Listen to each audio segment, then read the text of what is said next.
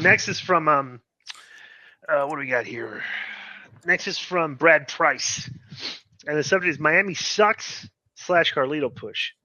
Greetings K100 show. Greetings K100 crew. Best wrestling show available. As always, I say. I appreciate the wide topic of discussion you guys handle daily. My question is for Konnan. What do we have to do to get this bum Mario Cristobal out of Miami?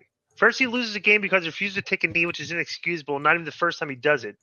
Then he has one of his assistant coaches get a sideline penalty, key moment against UNC that helped cost us the game. Dude can recruit, but what a bum of a coach he is. It's making us Miami fans look bad. Imagine if we stole Coach Prime from Florida State. My wrestling question is about Carlito for the gang. He was one of my favorite ruthless aggression wrestlers. I loved his gimmick. He was great in the mic and he's in tremendous shape.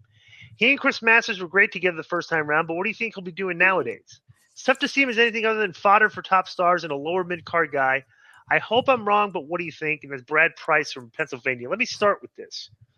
Konnan can comment on Miami. I'm just going to comment on Carlito. Carlito is I never watched wrestling when Carlito was a character. Like he was a mid 2000s guy, right? Like the mid like when was he part of the roster? Like 2010. It was like a while back, right? Yeah, it was. Yeah, I never really saw him. I wasn't watching their show back then, but bro, he's over, and he's a Latino, and he looks pretty good. He's got the gimmick with the apple and stuff and things. So it's like you can fit him in. He's as long as he keeps getting pops on TV. Probably he's in the LWO gimmick. They need more credible guys in that group than they have right now. Now, what about Konnan?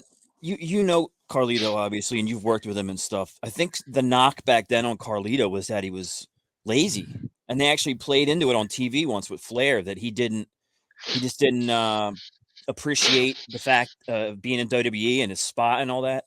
That's how it was reported back then. Yeah, I think that first let me get with this guy from Miami. Remember I told another guy that put over North Carolina that you can eat from the same thing right there, share it.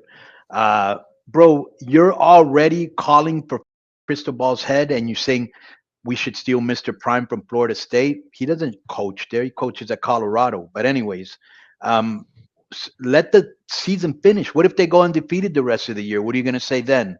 And he didn't tell I doubt very seriously, he told the assistant coach to run out there when he got that penalty. The guy did it on his own. He's in the motion of the game. He's trying to get the players off the field because they had too many players on the field. You can't put that on Cristobal.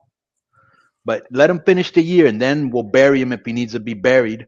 But if not, you got to give the guy a chance. It ain't like, if he lost to North Carolina, they were ranked number 12. It ain't like he lost to Bethune-Cookman or something. Here's the biggest problem with when you've had situations like this, when a coach makes a misstep, is everybody wants to fire him, but then you have to ask the question: okay, who do you hire? Right. Do you hire? I mean, who's a better option right now than him? He's like, it's a good recruit, but bro, Miami stunk for like 5, 6, 7 years. Now they've kind of turned around recruiting wise. They're getting some players, and this guy's got, like I said, give him some time. Even though he's, bro, the Dallas Cowboys are a Super Bowl contender this year. The coaching, the coach is an imbecile. Like they don't know how to navigate timeouts. And bro, this happens at the pro level too with good teams. What do you say? Let's fire Mike McCarthy? Shit, bro, they're 5-1. It's like I always making stupid decisions like clock management and stuff. With a ridiculous defense. Right. Yeah, so it's like it's okay, just kind of with the defense, with the defense, bro, and that. CeeDee Lamb, or what's his name? What's his name? CeeDee Lamb, yeah. CeeDee Lamb, with CeeDee Lamb, a good wide receiver. You got the running back. What's his name? Not Ezekiel, the new guy. What's his name? Tony Pollard. With Pollard, who can go. Dak is a very, very good quarterback. Like, they could go on a little run here, even though I hate them. Yeah. Next is from Jonathan S. Subject's top rock albums. And did they say something about Carlito? Yeah, Carlito. What's your take on Carlito? Bro, I agree with everything you said. Everything you said, and Carlito's and what you said, Joe, is true.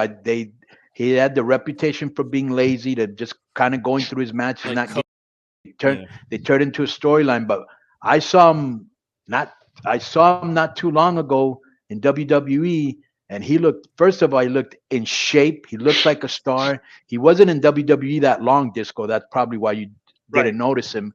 But his character was super over. Right. The grabbing the apple, spitting him in his face. I spit in the face of Cool and all that.